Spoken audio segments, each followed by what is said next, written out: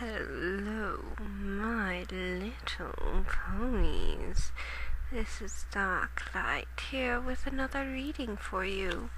And since it is Hearts and Hooves Day, I'm giving you a story of a creature that devours love, who eats sentiment and that annoying little feelings that you all have. I'm going to tell you the tale of Derplicity, which was written by Skywriter. Now, my dear, sweet little ponies, don't worry. I'm sure it won't change your views of your beloved Derpy hooves too much.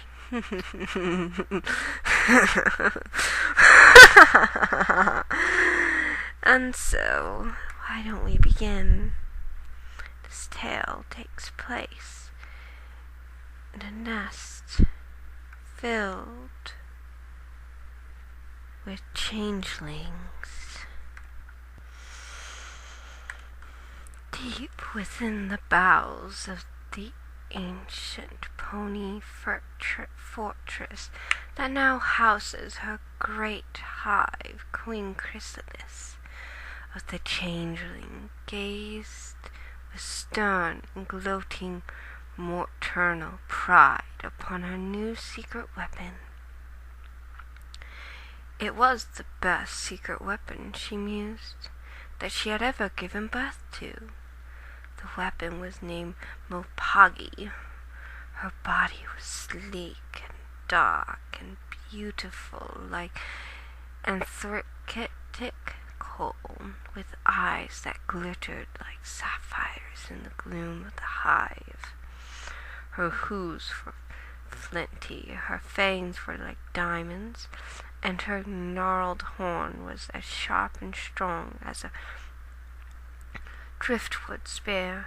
Chrysalis had packed an awful lot of particularly foul genes into this one, and she had nearly paid the ultimate price more than once in raising this creature up from its nymphous state. The blessed thing had given Chrysalis oviparitories a considerable gash in the laying of the egg which contained her. Little Piggy was a killer from birth, and before, thought Queen Chrysalis, families' ties were often difficult. Thankfully, the judicious use of arcane shock collar throughout the course of the upbringing had brought the winsome little creature into line. Although Malpiggy was still a seething, barely contained knot of organic fury, she was an obedient, seething, barely contained knot of organic fury, and that was the important part. Mother has summoned this one, hissed Malpiggy, ducking her head low. Yes, daughter, purred Chrysalis. I have brought you here on the eve of your departure to the northern lands of Equestria to ensure that my orders have properly taken root in that knife-like mind of yours. Your daughter is obedient, said Malpiggy, cowering even lower, straining her neck to one side in her zeal to avoid the queen's eyes. Your obedience is not doubted, said Chrysalis. It is your focus. State to me your mission, Malpiggy. Malpiggy jerked bolt upright. Destroy, she hissed. Feed. No, barked Chrysalis, slamming her fistulated hoofs down upon the arm of her throne, producing a noise not unlike that of a bamboo wind chime. Your mission properly, lest I bring out Mr. Shocky again. This one hates Mr. snarled Malpighi, baring his fangs and gazing at Chrysalis straight on. Hates him. Then state your mission. And said Chrysalis, leaning back upon her throne, correctly this time. Malpighi flinched. This one is to find the castle of the High Spire. This one is to locate the pink pony princess. This one is to report to Mother on all that the pink pony princess is, all the pink pony princess does. Correct, said Chrysalis. Surprisingly, this is the beginning of my 2-year plan, Malpighi. In 2 short years, with your help, I will flawlessly impersonate and replace the smallest and weakest of the Alicorn race, the young princess Miamore Cadenza, from her hoof boots. I will bring about the downfall of Canterlot itself. I will convert all the Equestria into a feeding ground for our people, and no pony will be the wiser until it's all over. Yes, said Malpighi, squatting at her haunches and momentarily losing herself in reverbers of love and death. Chrysalis' mane darkened. And this time, she finished, I am going to manage to do it properly and not be forced to resort to my stupid mind control spell. I am, after all, an artist of sorts. I have my pride. Mother is cunning, hissed Malpighi. I am, aren't I? Said Chrysalis, flipping her ragged mane a bit. And now is your chance to show me you are 1/10 the changeling that your mother is. Present for me the primary infiltration form you have devised for the purpose of your mission. The changeling weapon grimaced and called forth a sheet of sickly green glimmer, which wrote hidden upon her chitin and feathers upon her paper wings. When it passed, the creature that stood before the throne was indistinguishably from any one of the ponies that soppy, love-soaked realm to the north. Grey she was, grey like the first line of an apricot storm. Her mane and tail and eyes were a golden color that evoked in Chrysalis thoughts of new dawn and extraordinary triumph, and the ridiculous pony mark upon her flank resembled a spray of soap bubbles. Perfect glam, thought the king, for a creature whose existence was little more than a iridescent and empty shell for her own grand will. I suppose this will do, said Chrysalis, intentionally hiding her pleasure. It was not good for children to start thinking you approved of them. It made them lazy and complacent. You will, of course, discard this crude shape when you reach Canterlot and have found a well-loved subject of the royal house to serve as your hoofhold. Eliminate your first target. Feed on the love these silly creatures lavish upon your friend, and begin to work your way identity by identity into the inner confidants of the Pink Princess. Chrysalis's eyes went half-lidded then, and her gangling form was racked with a horrible phlegmy cough. She brought her neck around like a lashing whip and expectorated a clump of luminescent green resin into a shallow depression near the throne. It settled slowly into the lens-shaped devote, glittering uncautiously as it began to crystallize. "Here," said Chrysalis, prying up the hunk of enchanted bi-matter once it had solidified entirely. "This will be my link to you. In 18 months I will expect a report on the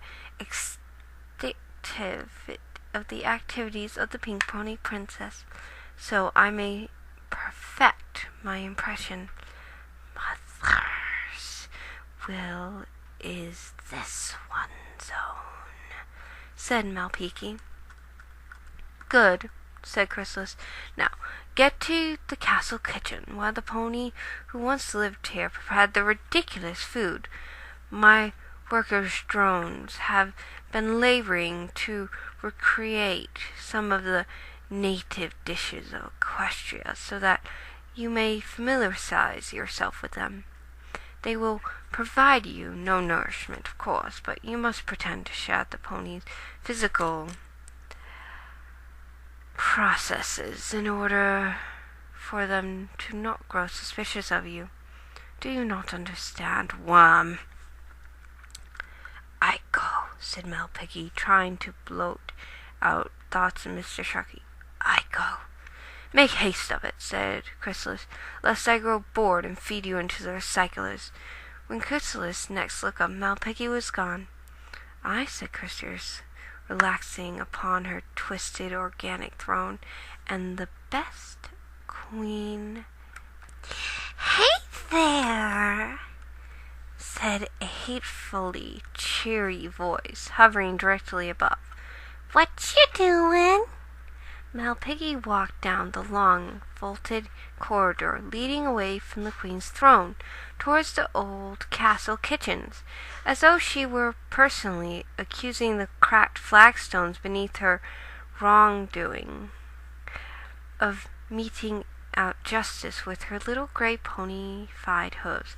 Her eyes were fixed straight ahead. "Hey!" repeated the hateful, cheery voice. "Hey, is that Malpighi in there? You're Malpighi, right? Are you on a mission?" Malpighi had not been alive long, but already she had developed a burning hatred of hangers-on. This particular hangers-on was named Pupa, a particularly ascendant species in Malpighi's eyes, one of the admitted unfortunate side effects that had arisen from the Queen's decision to pack all the hive's best and brightest genes into a single organism herself, was that some other members of the same clutch had been, well, shorted.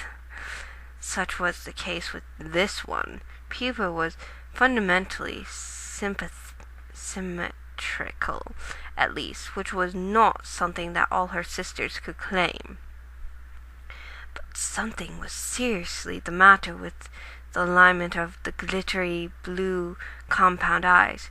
Her fangs were a bit blunted, too, and although Pupa was a confident flyer, it was a somewhat misplaced confidence, inasmuch as she had no sense of direction whatsoever.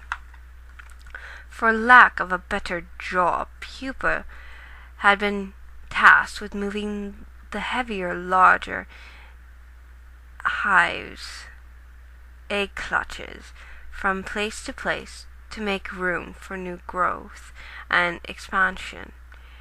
It had been generally agreed by the overseers that the little worker with the funny eyes was not to be trusted with any of the more valuable clutches, i.e., the soldiers and worker changelings. She was assigned exclusively to drones, because, in the end, one or more or less boy hanging around didn't really affect the grand scheme of things much. And if some of the clutches were misplaced for several months, or didn't arrive at all, well, no great loss to the hive. Pupa had appeared shortly after Malpighi quit the throne room, hefting a disproportionate huge cluster of membranous egg sacs and buzzing about Malpighi's head like, well, an insect. Pupa presents was making Malpighi already non-track into a prospectively intolerable one. "I see you're a pony today," said Pupa, swooping in and admiring her form all sides. "I like the color. Are you going on a mission to the pony country? You make a really beautiful pony. Then again, I think all ponies are beautiful. They're so fuzzy and feathery, and they have such shiny wet eyes. I like the ponies with wings the best because you can be a pony and still be able to fly." Pupa zipped up to the corridor high ceiling to demonstrate the concept of flight, then swooped across to one of the gargantuan and crumbling, rampant pony statues that lined this corridor. The statues that will predate Chrysalis, occupants of the fortress. Someday I hope the queen lets me go on a mission to pony country," she said, admiring the statues. "Not that I don't like delivering big heavy egg bundles. Making egg deliveries takes me to all sorts of neat places in the hive, even if I'm not actually supposed to be making deliveries there."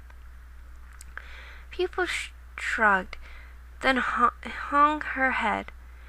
"I get lost sometimes," she admitted, unshouldering her burden of egg sacs for a moment and cementing the heavy mass of biologic to some of the statues, outstretched with a goblet of saliva.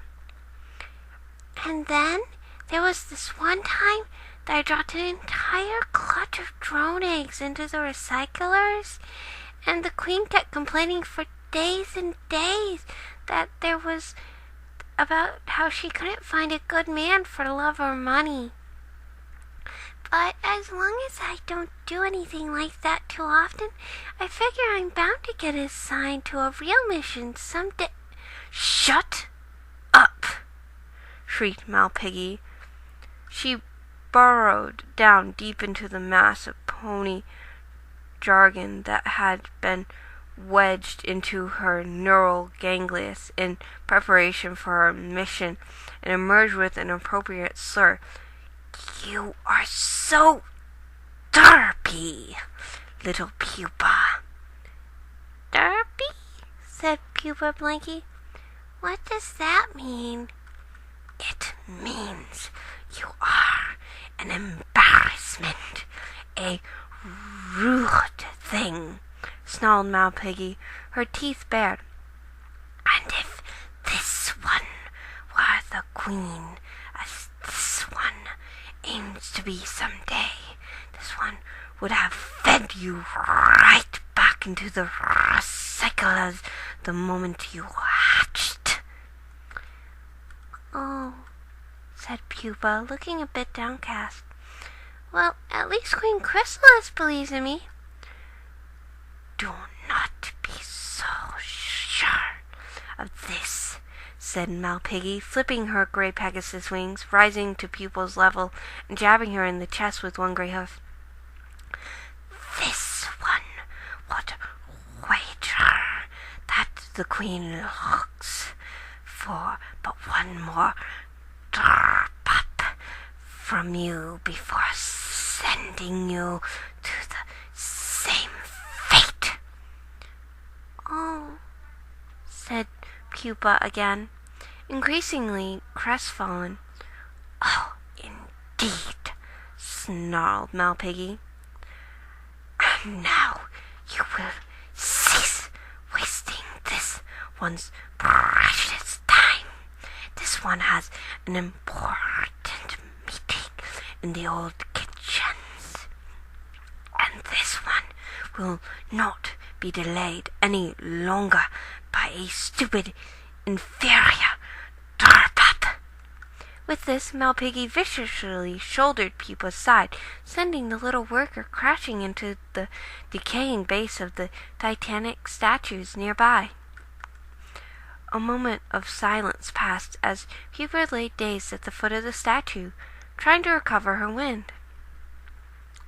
Then there was a crisp noise, a bit like burning paper, and quite suddenly the base of the statue, which had just barely been holding solid for several years now, finally gave up the ghost.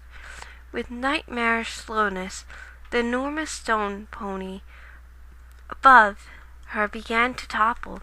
Pupa sucked in a breath as her eyes tracked up the crumbling stone figure, the egg cluster, the one she had globbed to the forehoof of the statue. Horrible visions danced in front of her eyes, little worker eyes, visions of the bundle of eggs tumbling to the flagstone floor and bursting, scattering changeling goo everywhere. And then Malpighi would report the broken eggs to the queen. Thoughts of recyclers filled her mind.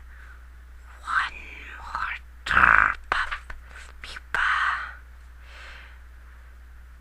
Pupa squared her mandible.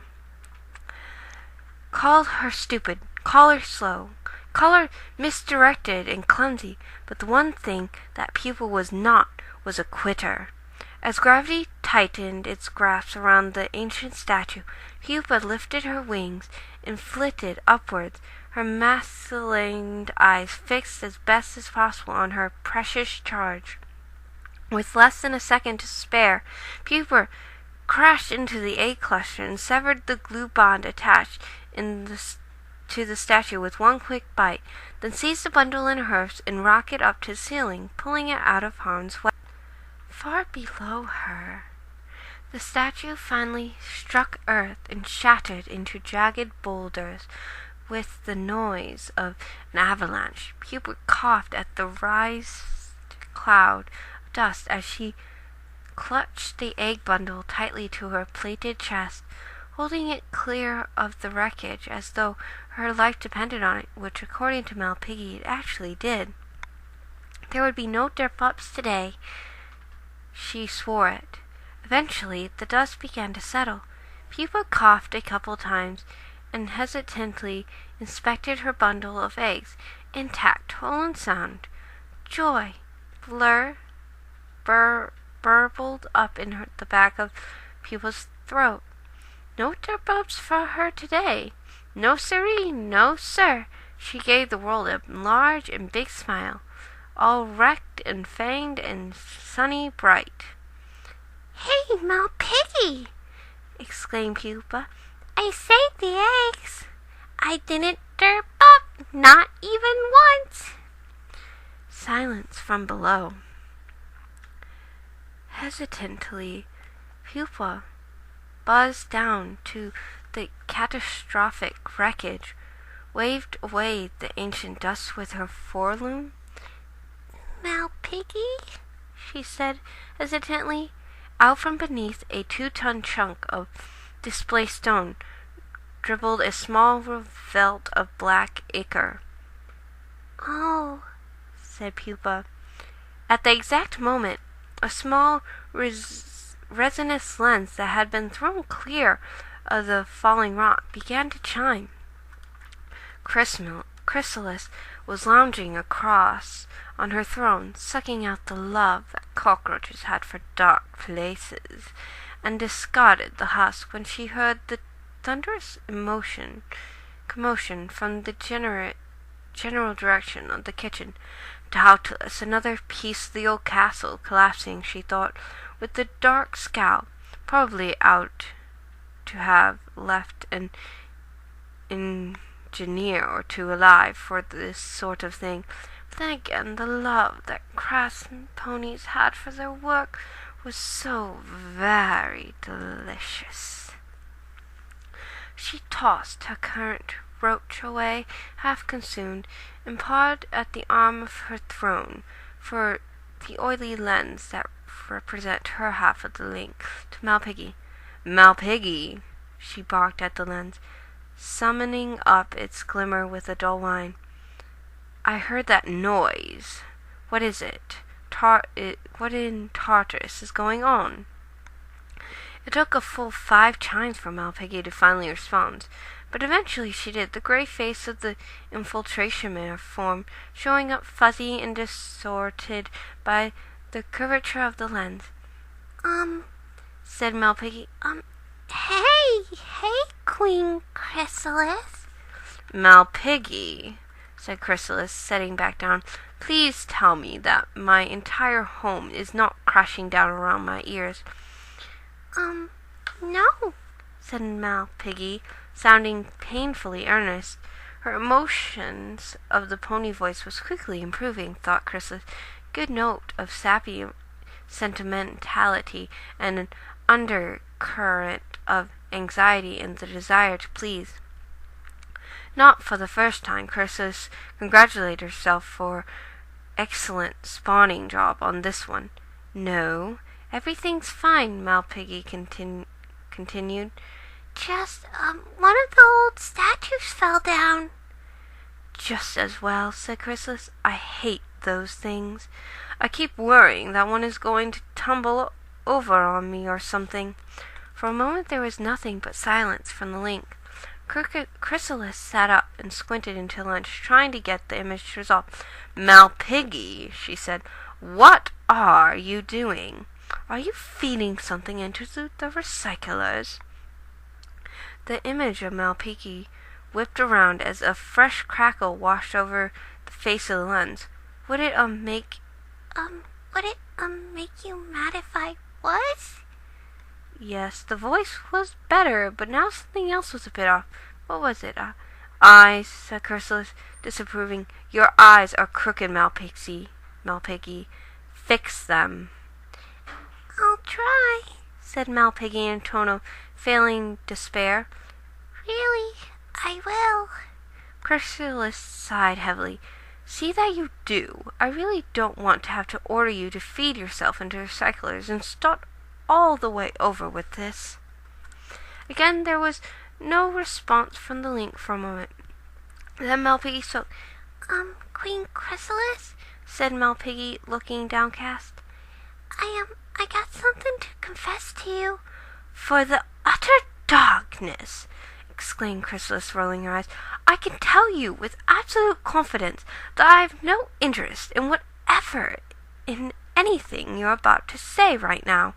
Malpighi visibly brightened. So, what I just did, does it matter? No. All that matters to me is your mission, and as you've appeared to go on scatterbrain again, state it for me. Malpighi screwed up her face. Feed?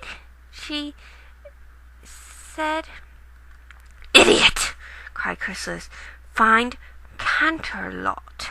Find the castle of the high spire.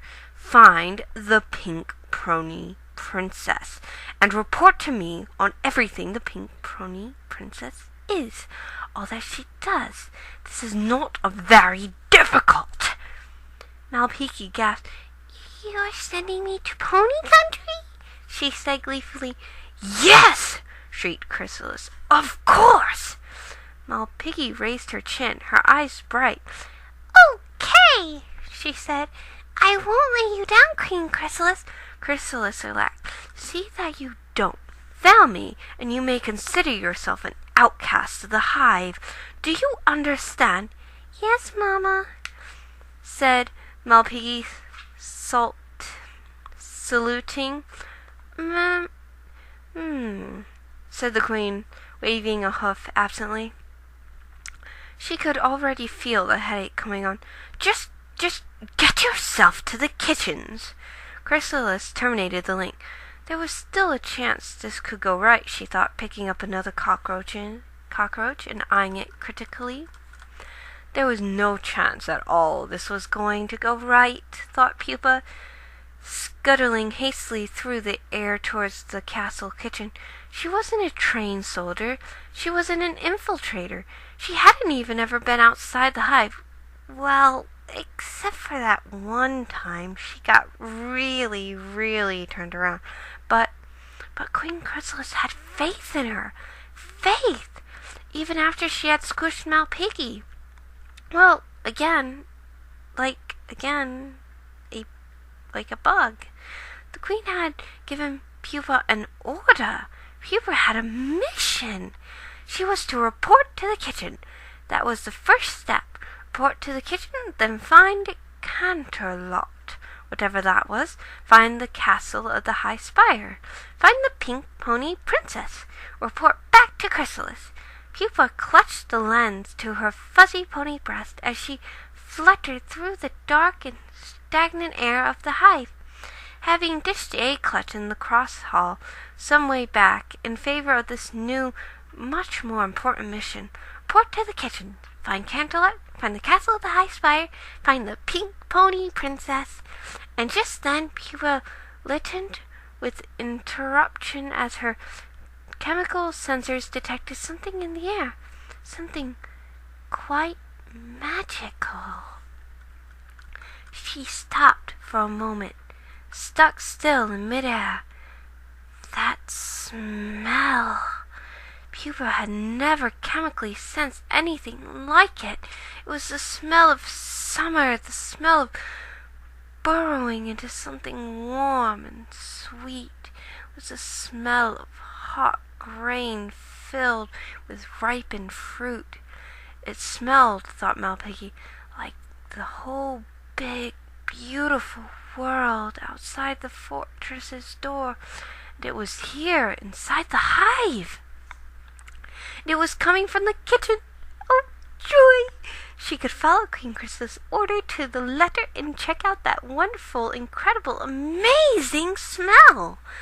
Fluttering dreamily along, as though literally wrapped in twirls of odor, Pupa flitted her way towards those long, relics of pony occupation of food preparation chambers. "Oh, hey, Malpighi," said the worker changeling on duty, who was improvably wearing a poofy white chef's hat. "The queen told us to expect you.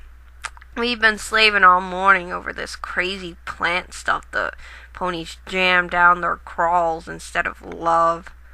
The workers turned around and removed a tray of vaguely circular, chunky brown dumplings from the hot oven, using a pair of floral printed oven mitts.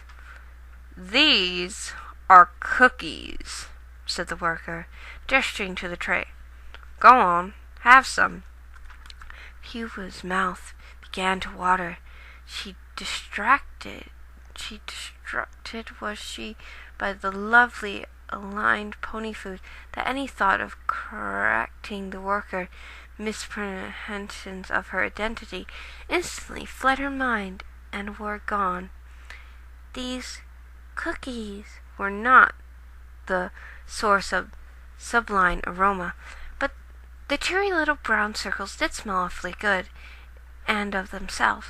Pupa knew that there was no real nourishment to be found in them, but they were cheerful, prepared, and sweet, and Pupa knew enough about ponies to know that sweetness made them happy, and in the end, wasn't happy a kind of nourishing love too?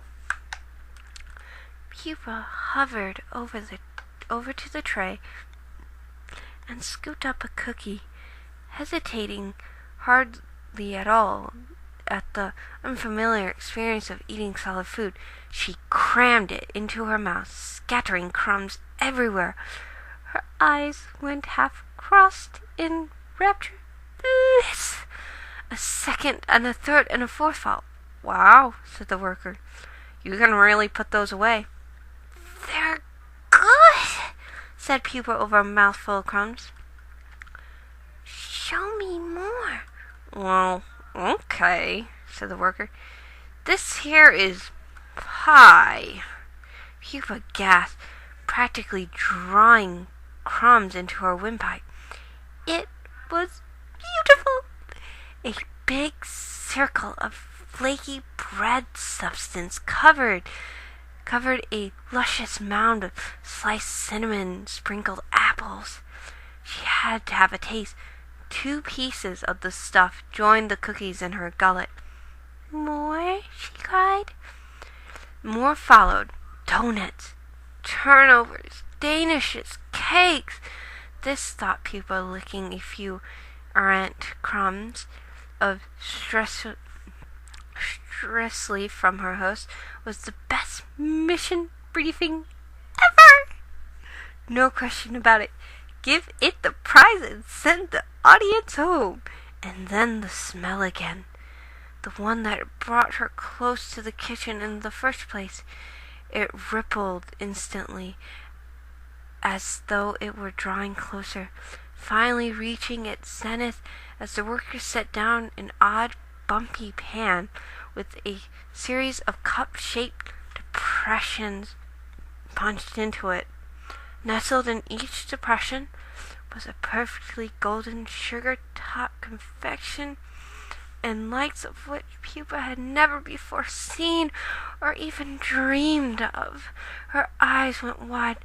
This was the smell. This was the smell of perfection.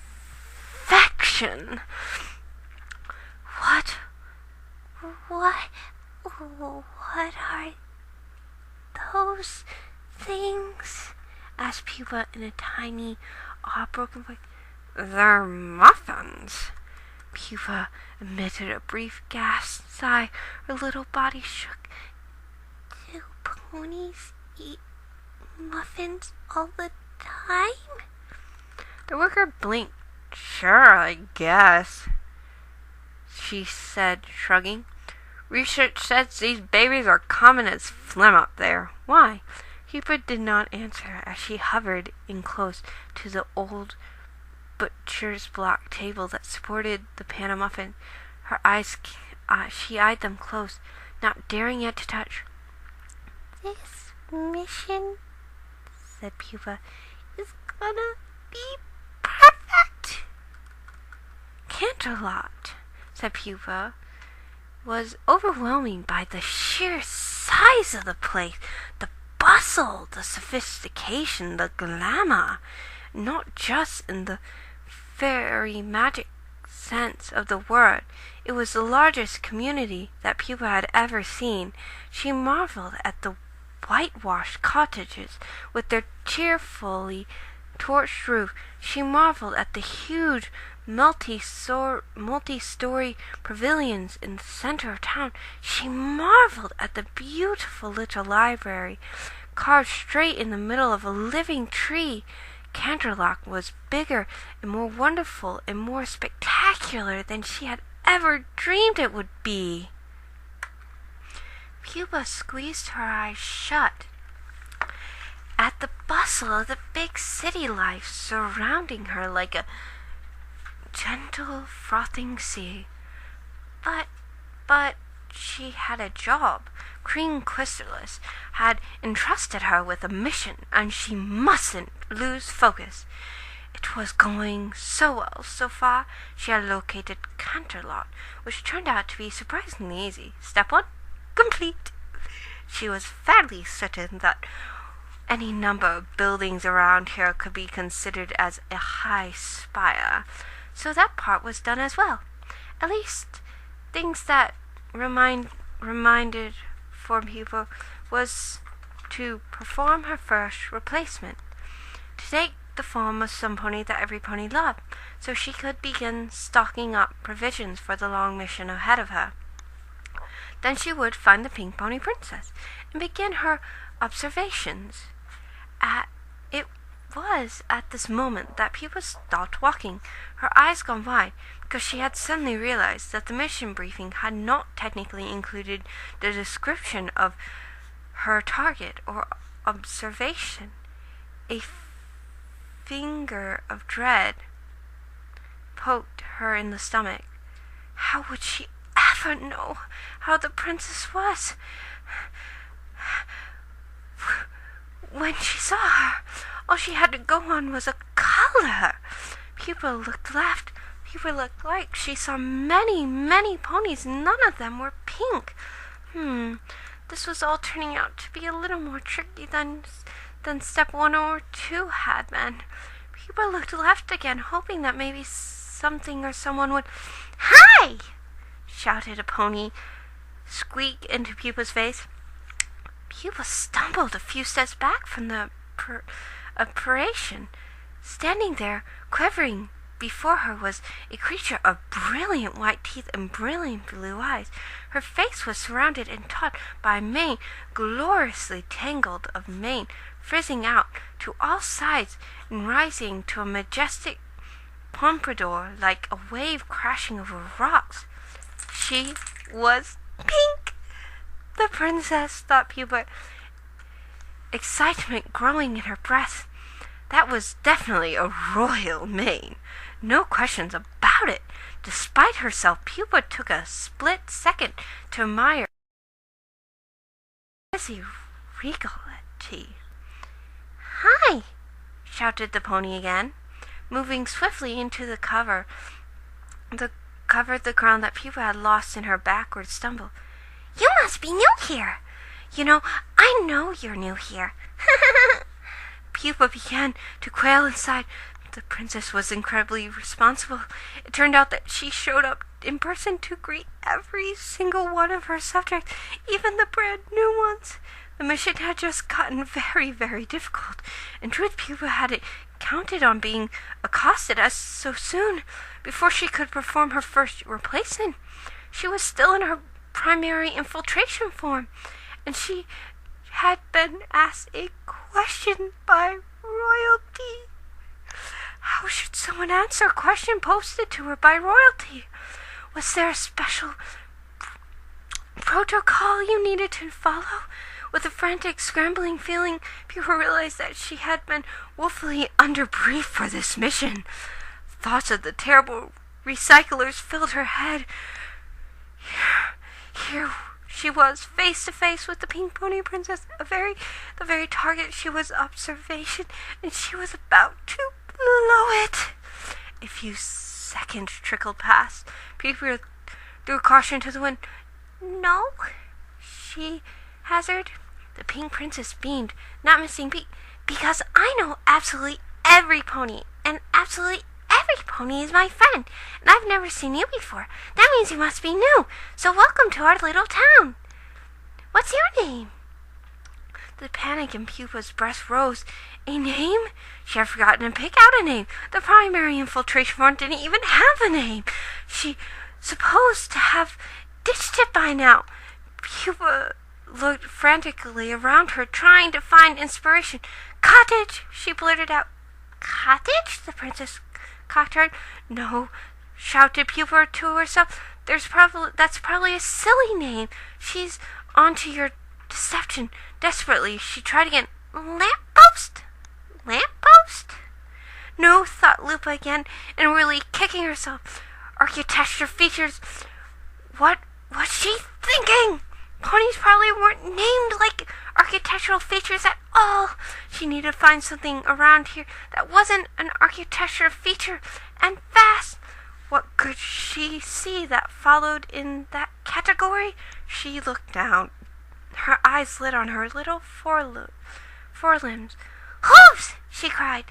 "Yes, that sounds good." Kinkie Pie frowned. "Your name is Hooves? Is Hooves like your first name or your last name?" Well, the gig was up now.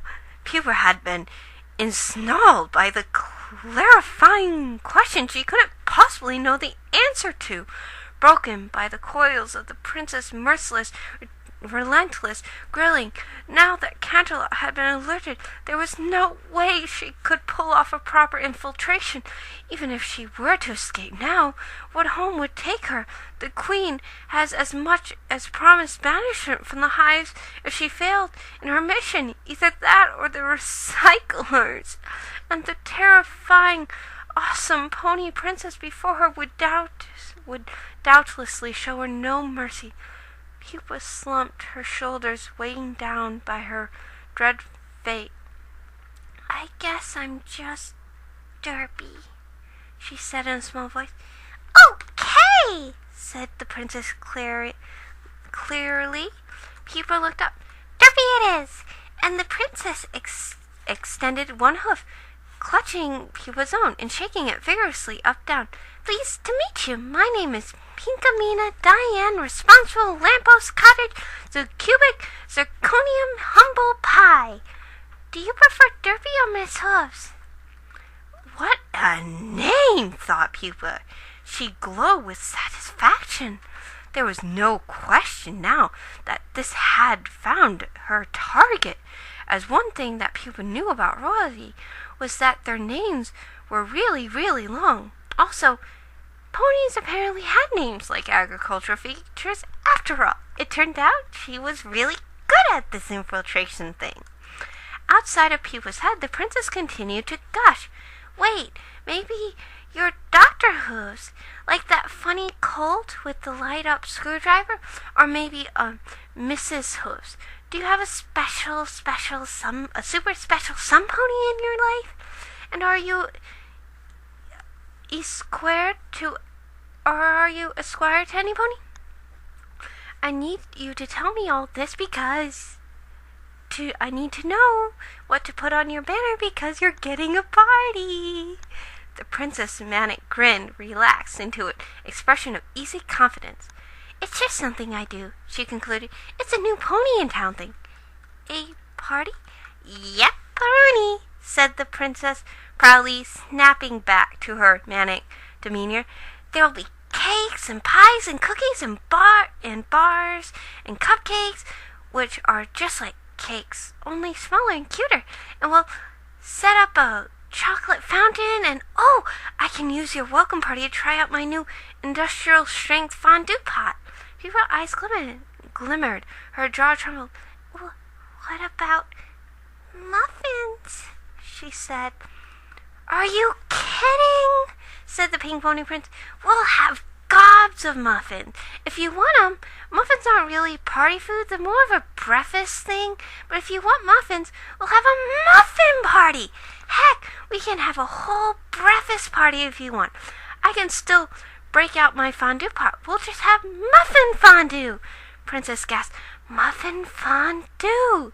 She practically screamed. Muffins dipped in melted chocolate. Oh, this is gonna be great! My new muffin fondue will revolutionize muffin technology.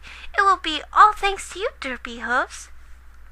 A smile crept across Pupa's face in the silence that followed. I think I would like that, she said. Great! Shouted the princess. This is going to be my best welcome party ever! What's with your eyes? Pupa blinked. Huh? Your eyes, said Pinky, leaning in close until her nose was practically touching. They're funny. Don't get me wrong. They're not funny bad. They're actually happy funny. They go in all different directions. That's so crazy. I guess that's just how I am, said Pupa. Derpy Hooves, said Pinky earnestly, putting a hoof on Pupa's shoulder. I love how you are. A trickle of emerald nourishment wound its way down Pupa's changeling throat. The princess' love was delicious, warm, and sweet. It was without gild and without subterfuge. It was provided generously with absolutely no sucking required. It was very nearly the best thing that Pupa had ever tasted in her short life, second only, of course, to muffins. Pupa's mission is infiltrating Canterlot was back on track in the most delectable possible way. 1.5 years later, Derpy Hooves was relaxing in her bed with a muffin nightcap. After a hard, fulfilling day labor at Ponyville's Moving and Storage Company, Derpy's tiny room located in a little nook above PM&S Co.'s primary warehouse was crowded to bursting with trinkets and souvenirs and photographs and all sorts of things that made the little changeling smile. Derpy loved her pony job, and not just because they had given her a little place to call her own. Mover Pony's work was really fun. It was just like what she used to do in the great hive, except ponies had so many more and different things to move than just egg sacs. Big heavy things like pianos, safes, and anvils. She hardly ever dropped any of them on any pony, and when the day was done, the foreman gave her a pile of shiny tokens called pay, which could be exchanged for muffins at the very favorable rate of exchange. Yes, Mama, if there was one thing that Derpy Whose was good at, it was moving heavy things from one place to another. Also, she was apparently really good at devious clandestine changeling infiltration. It had turned out that the Pink Pony Princess actually had a job besides being a princess. She was a baker, and that was just about the best thing for a princess to be, because every morning before dawn, Derpy could stop in the bakery before starting her shift and get a pony-style breakfast to start her day out right. And while she was there, Derpy would perform her daily observation of the Pink Pony Princess over her muffin and juice, just like the Queen Chrysalis wanted her to. Of course, no matter how much she enjoyed the taste, she didn't need and could not in fact use the nourishment from the pony food. But that was all right. She had all the provided her provenders she needed. Every pony loved the funny little gray moving company pony. They loved the way she tried so hard. They even loved it when she failed, because she was such a plucky creature and would always pick herself back up again after a fall. They loved her passion for muffins, loved her spirit. They loved her bright, funny eyes. Derpy Whose was a happy and well-fed changeling, because love followed her everywhere she went. And every day her list of observations about the Pink Pony Princess grew longer. Derpy wrote about the princess' silly giggly song, snort, and wrote about her bounciness. She wrote about her funny little twitches and wiggles. She even wrote at length about the one time that Princess accompanied the new town librarian into the dark, dangerous Everfree Forest and brought the sun back from where it had been hiding, putting an end to the long, long night. Derpy Whose prepared her report with the careful eye of the master. She never shirked, never slacked, though it would have been easy to simply lose herself in the muffins and the moving heavy things and the muffins. Derpy Whose never forgot the reason she had been sent to Canterlot, which the locals called Ponyville, presumably because of the high concentrations of ponies to be found there. Even though her mind never strayed from her mission, it came as a bit of a shock to Derpy when the lens linked her back to the great hives finally began to chime. It took her a few rings to even remember the thing's existence, but when she did, she was out of bed like a shot. Could it be? Was her mission over already? Was it time for her to give her report? There was so much she still didn't understand about the Pink Pony Princess. For instance, the way she would sometimes face a blank wall or a patch of empty air and talk to it, just as though there were invisible ponies standing right there she could communicate with. Derpy still had no clue about that, or the way she could stretch her neck out to a yard long, or hang suspended in empty air. It was princess-level magic, to be certain, but Derpy had no idea how she was doing. Nervousness gripped Derpy's little dorsal-mounted changeling heart. No time for any of that now. Her report would just have to be good enough. Working quickly with her nimble little hooves, Derpy pried up the loose floorboard beneath the bed, retrieving the chiming lens from its hiding place, and polishing away the thin coat of dust that had deposited itself on the artifact. "Hey, Queen Chrysalis," said Derpy, waving at the distorted image of the changeling queen that flickered in depths of the lens. "Greeting to you, little worm," said Chrysalis. "I'm trust you infiltration effect has gone Chrysalis blinked. In the name of utter darkness, said Chrysalis, what are you doing? Derpy wiped the crumbs from her chin. Eating a muffin, Your Highness. No, said Chrysalis. I don't care about that. What are you doing still wearing your primary infiltration form? Why haven't you taken the shape of one of the Princess Hoof Maidens or something? You haven't even fixed your stupid eyes. Derpy frowned. To be honest, she couldn't quite recall having been briefed on that aspect of the mission. I don't know, she said. I kind of like the way I look. What you like is completely immaterial, fumed Chrysalis. You shouldn't be alive if you are still in your primary infiltration forms. That identity doesn't actually exist. No one knows it. No one loves it. Why haven't you starved to death long ago? Derpy thought this over. I think, she said, that maybe they love me for who I am. Impossible, snapped Chrysalis. No one loves a changeling for who they are. She waved off the line of inquiries, as though dismissing a smoke cloud. Very well, she said. You've proven your resourcefulness. Do you have a report for me? Oh, yes, said Derpy, who was rummaging around in her belongings for Pink Pony Princess Observation Journal. Got a whole book right here. Good, purred Chrysalis. Begin reading. I should like to hear everything you found out about the young Alicorn Princess. Silence fell over the little room for a moment. Alicorn? Said Derpy.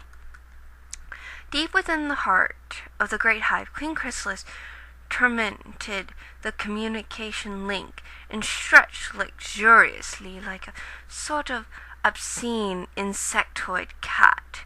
Her secret daughter weapon had fulfilled Chrysalis' every expectation. Malpighi delivered had been hesitant at first, almost as though she were pulling facts at random out of the air. But then it had started to pick up speed as she grew more enthusiastic and confident about her report. Queen Chrysalis now had variably bounty of information about Prince Miamore Cadenza, and considered herself ready. Yes, the whole wedding thing had been sort of thrown into the mix rather suddenly, but Chrysalis had faith that with the exhaustive notes her impression would be flawless, even under such demanding circumstances. What is her everyday personality? Malpighi had replied that Cadence was short-tempered, witch of a princess, prone to falseness and insincere pleasantries. Good, that would be easy to emulate. How does she treat her fiancé, Royal Guard Captain Shining Armor? Formally, sternly, little overt affection, again, simple. Any old friends or relatives I should know about? And what of Captain's family? Shining Armor was apparently an only child with no living parents. Excellent. How would she treat her bridesmaid? Her wedding staff? Disrespectfully, Malpighi had reported.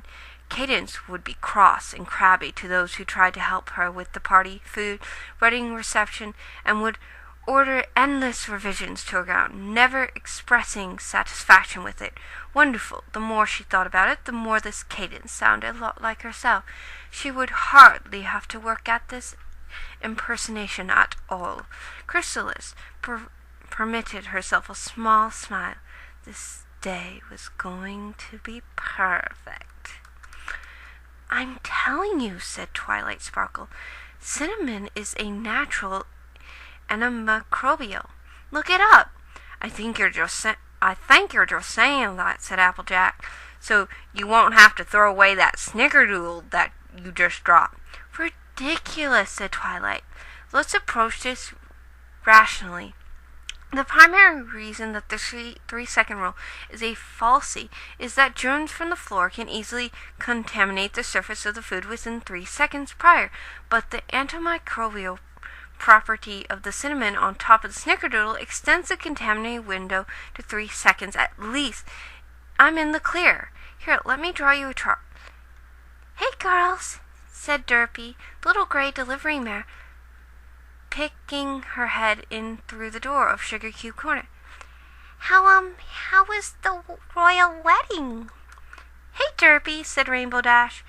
Wedding went awesome, if you forget the whole society territorying and the edge of collapse thing. It really is hard to forget that, admitted Fluttershy, glancing at the floor. But at least everything turned out okay. Yep, said Twilight proudly. All thanks to my brother and Princess Cadence. In the end, it was their great love for each other that saved the day.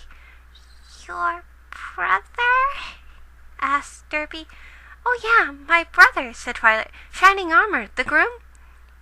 Oh, said Derpy, looking a little downcast. I didn't know that. Was the Changeling Queen, was she mad?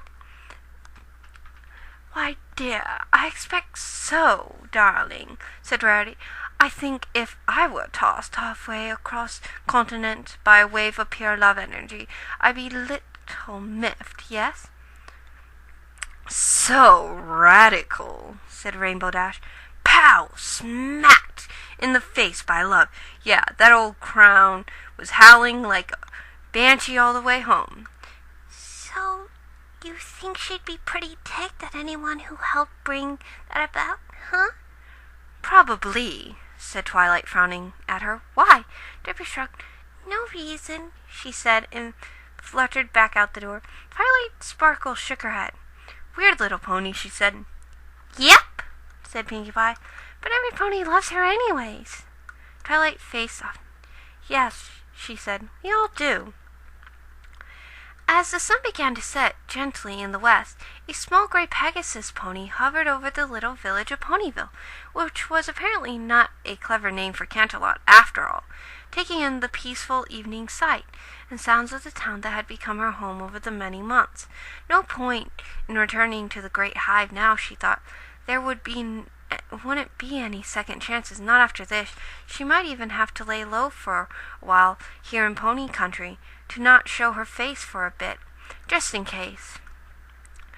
How had any of this happened? How had she managed to mistake Ponyville for Canterlot for well over a year? How had she confused the Earth Pony Pinkie Pie with the Pink Pony Princess she had been assigned to watch? How had she derped up her mission so incredibly badly? She reported to Queen Chrysalis had been completely made up, of course, but had been based a good solid educational guess granted in all her previous experience with royalty. Had she wanted to fail deep down? Derpy sighed. It was pointless to wonder about it now. She just didn't know what had gone wrong. Well, she thought then, mustering her courage, it was time to face the fact. She was now officially exiled from the great hive. She had always been told that this was the worst possible thing that could happen to a changeling. But as Derpy hooves molded over, this long-dreaded event seemed to slowly retreat to a passion of surprisingly insignificant in her neural ganglias. She had a job. She had a place in the world. She had all the love she could eat. And this was because she eventually had to admit to herself she was herself a lovable thing. And last but not least, she had muffins. Delicious, delectable muffins. It might not be perfect, thought Derpy Hooves, and Cupid, the changeling, as she looked out over a happy little town full of happy little ponies, almost but not quite just like her. But it would do.